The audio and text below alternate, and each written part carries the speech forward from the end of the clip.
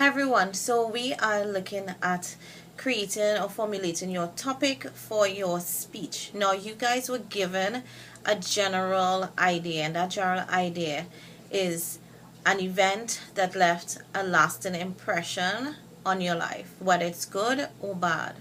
So it can be an event, an experience, of course, that left a lasting impression on your life. So you were given a broad area. Now you're going to have to choose a specific topic within that area.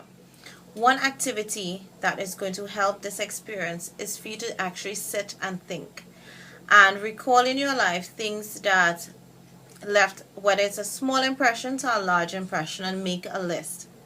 As you make your list, you would then require to read your list over. And as you read your list over, you need to start eliminating and highlighting possible areas in which you can actually use for your topic selection. Now, if you were actually asked to do a speech without being given a topic, or you were just given a subject area, so you're in psychology class and you're asked to do a presentation on chapter 5, that is very simple because you're just going to go through whatever chapter 5 is. But if your teacher is asking you to present on a theory, how do you go about formulating a topic? Now, a topic does not contain a verb. That's one point to remember. And a topic is something that's dynamic enough to get your audience attention.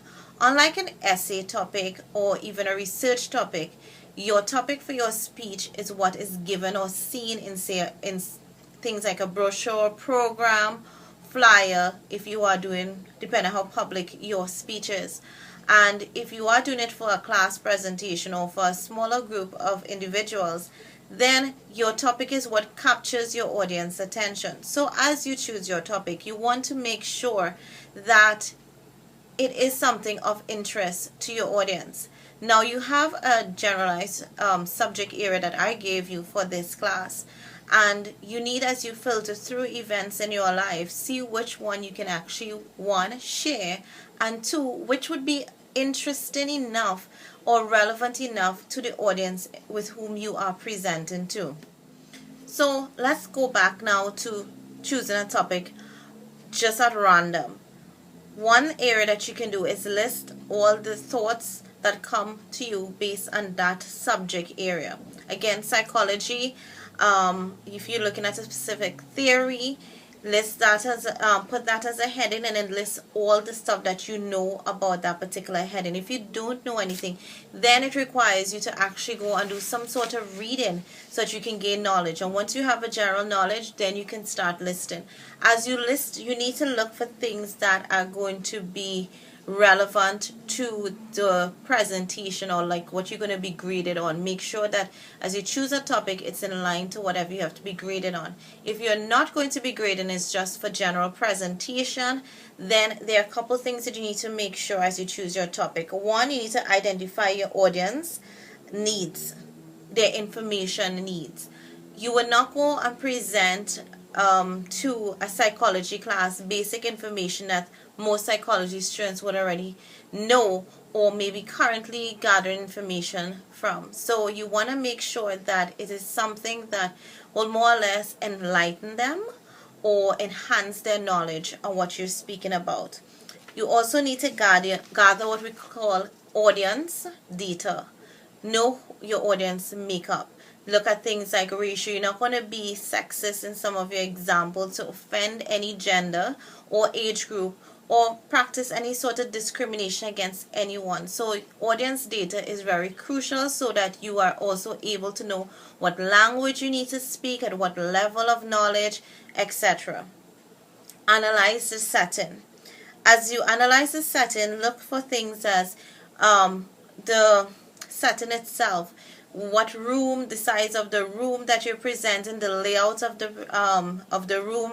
If you need things like a projector, laptop, are those available? Do you have any material that you can use personally to help with that if none is available and there is a need? You also need to see how large your audience is, and if it's a large audience, make sure that you're able to project your voice so that everyone can. You don't want to alienate anyone in your audience as you present. Need to know where your speech is being held, like which room, etc. You don't want to go to a presentation and you scurrying and hurrying like everyone else and trying to find out on the day of presentation where exactly you are presenting.